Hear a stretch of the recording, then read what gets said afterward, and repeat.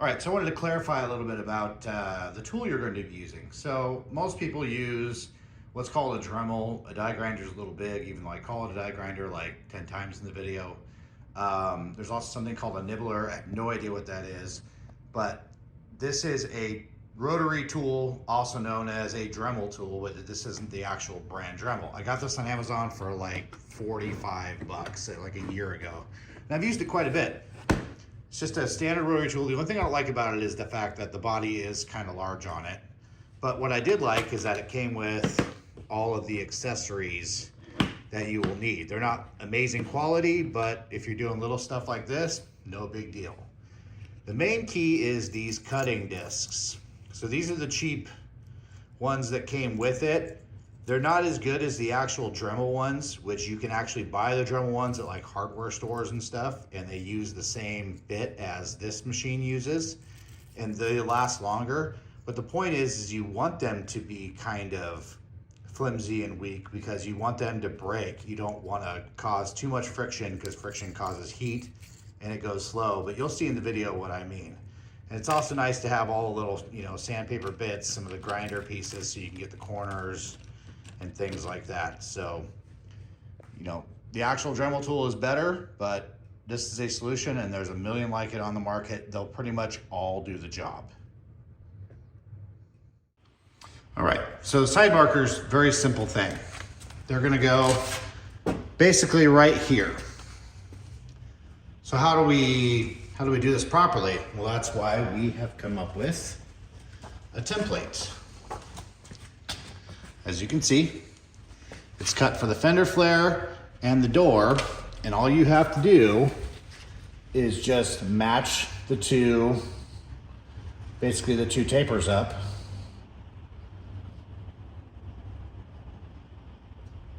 The top will go right along this body line. This will go up against the flare, and this goes up against the door, and you have your perfect position. Now it's got these handy marks. So the side marker cutout will be here, but you can put tape here, tape here, tape here, tape here, and then all around the edge. So this not only works as an aligning tool, but it also works as a tool to protect your fender from all the metal shards and eventually the paint that you'll need to do, which you'll see later on in the video. These templates are super useful, and they're included in every single side marker kit. All right, so once you get it on, you're gonna tape around the cutouts, tape around the entire outside. And I actually put tape on the door and right there because once we cut this out, there's gonna be exposed metal here. So to make sure there's no rust, we're actually going to take a little bit of spray paint and paint the edges of the metal to make sure there's no issues. So you wanna make sure you don't get any overspray. You can tape further, you can paper out, which is probably what I'll do just to make sure you don't get any overspray. My paint's pretty nice, so I don't really want crap on it. So once you get it all taped and it's all secured, we can start cutting. Now, I'm gonna say this right now, right up front. This hole is too small. It's too small for a reason, so we don't overcut the markers. So that way we cut them and grind them to fit. If I made it the exact size of the cutout, then there'd be no room for error.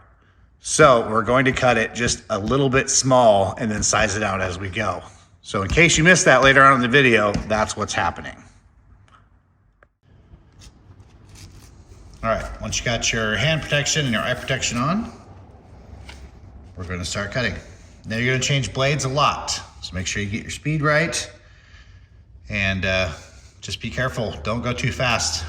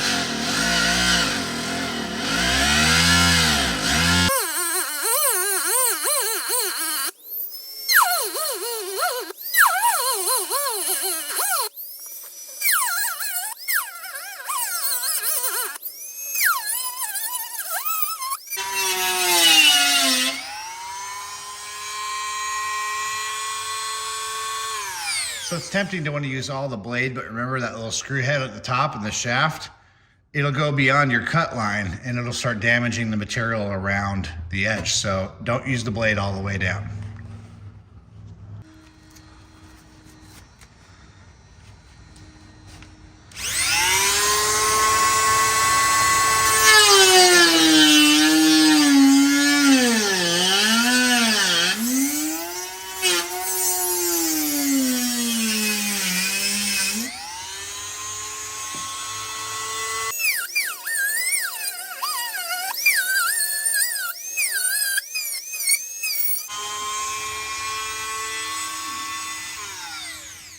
So when you get close to the edges, the smaller your blade is, the better. Just make sure that you're going this way because you're not worried about damaging this part of the material. We're gonna grind that out later anyway. But the other thing is make sure you don't go too fast. See how none of the paint is bubbling up or anything? It's because it's not being burnt off because I'm not applying too much pressure, trying to cut too fast, which means it's not also gonna do it around here. So that's key. Take your time. Don't worry about wasting blades. You're gonna go through them. I've already gone through about 4. So once you've carefully gotten all your corners and everything, you should be able to push it in and just kind of rock it out.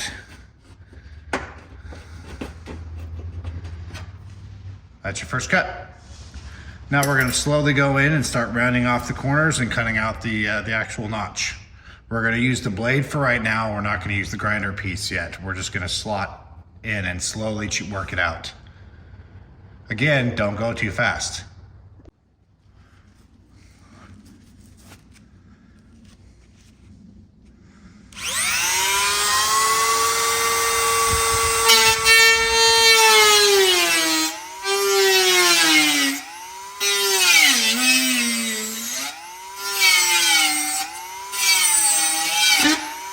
Oh, lost the blade.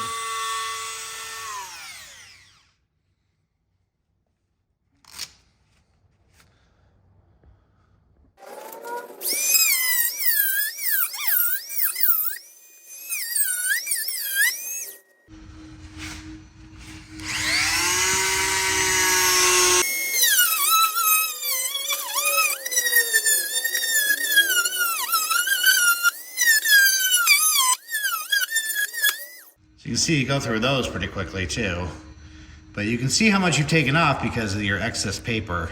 See how the little fold? And then we test fit again.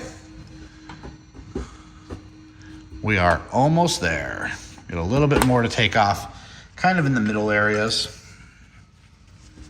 So as you can see, we're starting to get there, but now our hole isn't wide enough. So before we trim top and bottom more, we're gonna take some out of this side. You don't wanna go on the notch side. You always wanna go on this side. You can kind of get a reference for how much you need, which is basically the end of my little nick marks that I made. So we're gonna have to open up, elongate the hole now. Because top and bottom, I think we're good. Remember, always take too little, because if you overcut, you can't fix it.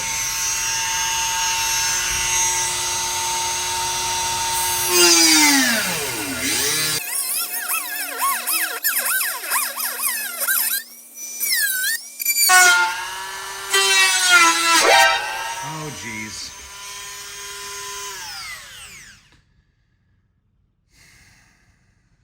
Damn it, Matt.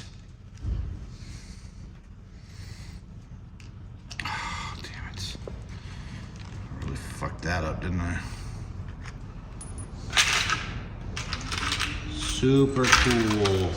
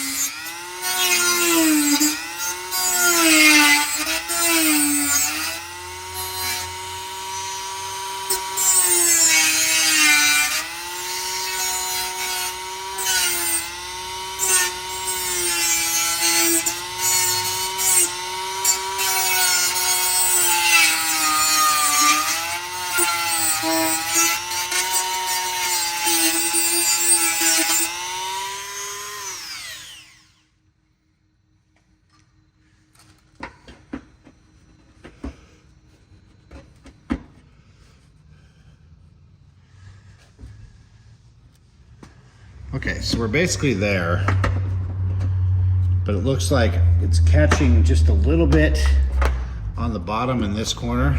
So you want to make sure that this, you know, goes underneath the material like that, but see how it's kind of crooked? So we're going to take a little bit more off the bottom here, and we're going to drop this notch just a little bit too. All right, so after a little bit of trimming and whatnot, it's in there good. It's also tight, and it's not slopping around. That's why you go a little bit at a time. My one flaw is, because I'm kind of working around a camera, I did nick a little bit. We'll have to see what it looks like once the template's off, but yeah. Now, in order to get this out, you can do a screwdriver and push the tab in from right here very gently, or you can drop the fender liner and go from the back. All right, so once you have very delicately cut your hole and notched it and fit everything properly, take a little bit of sandpaper. You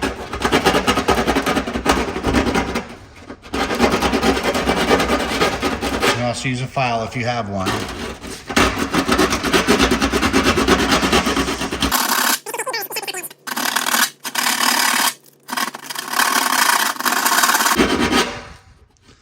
Not a lot. We're just making it so it's not, you know, razor sharp anymore. Don't do it this way.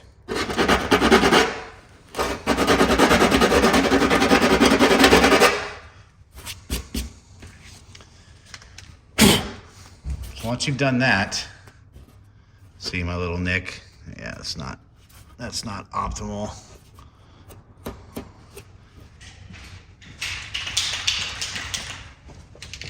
So it's best to probably use paint the color of your vehicle, but I'm going to use a little bit of filler primer.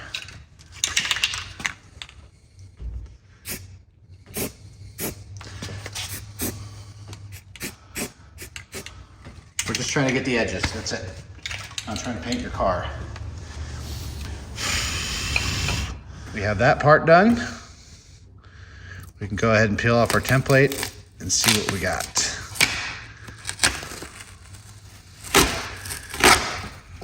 Once you have your hole cut and it's been primed, and I used some black touch-up that was the same color. It mostly covered up the problems. I just wanted to use primer to make sure it adhered. Now we check our fitment. No wiggles, no slaps, no problems. Now for the exciting part, the wiring.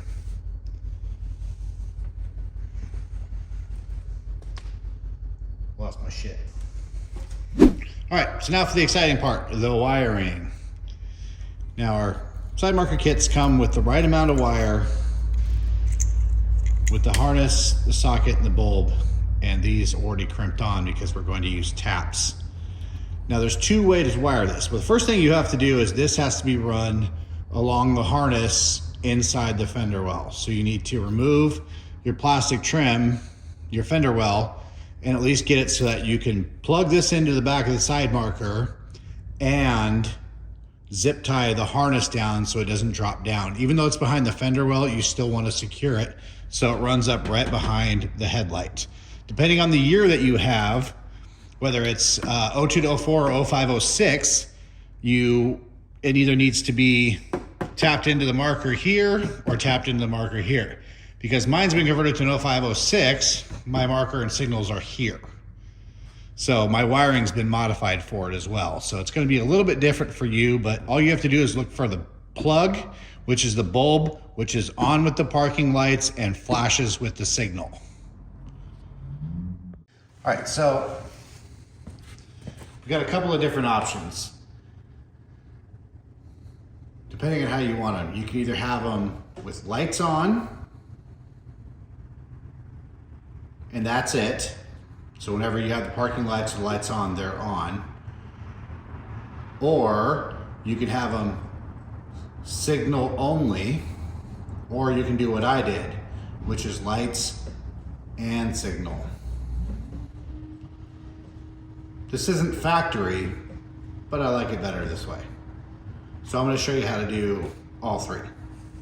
Okay, so the first thing we're gonna need to do is get access to these wires. So like I said, taking the headlight might be a little bit easier. So what we're gonna do is we're gonna cut the tape that's around the edge.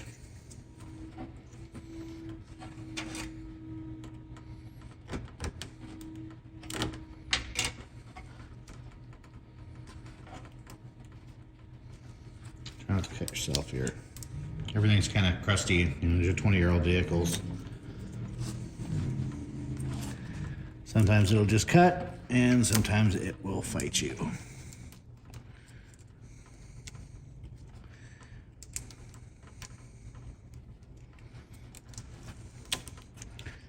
There we go. I got it. So now you can see that the loom has a split in it. So once you can get the wiring back, you can have access to the wires. Okay. Now, wiring is very simple.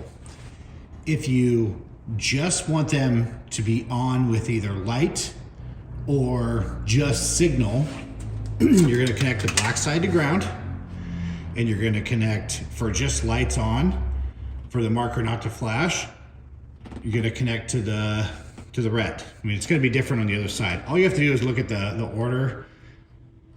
So the flashing wire is always the one in the middle. It's green and yellow on this one. And then the light. So if you want just signal, it would be green and black. So middle and right, if you're looking at the plug from the connector side. If you want just light, you're gonna go black and the outside, so the two outside wires. And then, because the flasher uses an old school relay, if you want to do on and flashing, what happens is that the signal one works as a ground in between when it's not flashing. So and then this one will switch off too. So you can actually connect to these two wires without using the ground at all if you want them to be on with lights and then flash with signal, which is what I prefer, and it's what we're gonna do because it's what I did on the other side. All right, so I want to give a disclaimer real fast and let you guys know that I am not a fan of using wire taps. In the long run, they corrode out and might not always be reliable. So I do include them in the kit for people who don't just want to do it fast and easy and don't want to get into soldering and buy, you know, heat wrap and everything like that. So after this video, I will be going back and cutting out the taps, and I will actually be soldering in the wires and wrapping everything up properly after the fact. But for now, we're just going to use the taps that are included in the kit. So the taps are very simple. They have this wire piece that goes in, which connects into a slot which these plug into. So what you do is you put them on the wire with the wire going through like that, and then when you close them, you might want to use a pair of pliers. You don't have to squeeze hard, we're just trying to get them to latch. And when you close them, they become a slot for the connector to plug into. So we're going to do that on both wires.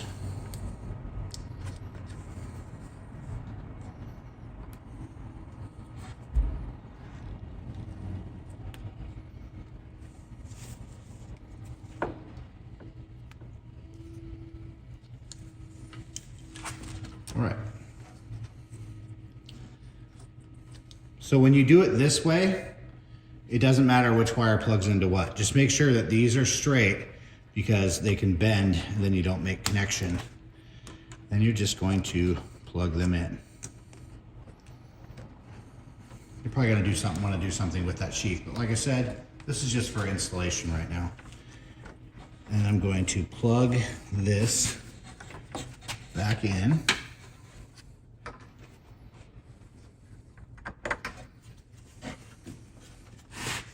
You know, eventually.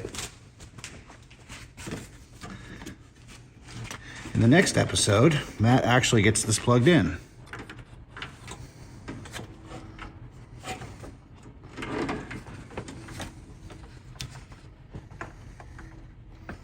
Yeah, the power steering stuff right here does not make this easy. All right, we're in. And now we test.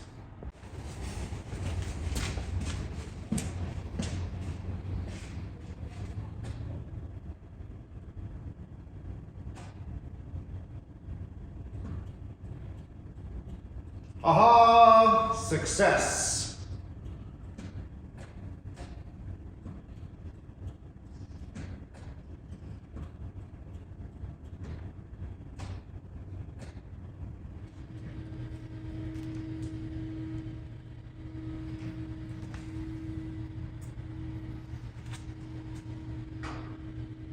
So the nice part is that anybody that's in your blind spot who can't see your front signals and is past your taillights can actually see your indicator. So you can cut them off, you know, a little easier, a little more courteously. Anyhow, that's it. So you can see my little nick, you can see it past the side marker, so just be wary of that. Normally you would be centered with it and, you know, close to it so you can see it with your safety glasses on, but because I was kind of over here and doing it kind of leaning over, I just didn't have good control of the die grinder at the time. So don't make my mistake. Wear eye protection, do it right the right way, make your cuts clean.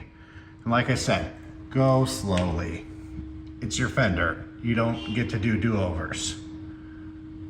So thanks a lot. Give me your feedback. Let me know what you think, and you know, I'm always looking for subscribers. And you can purchase the full kits with the templates and all the wiring and the taps and everything at blacklistedcrv.com. Thanks a lot, guys. And also in the comments, let me know what you'd like to see next.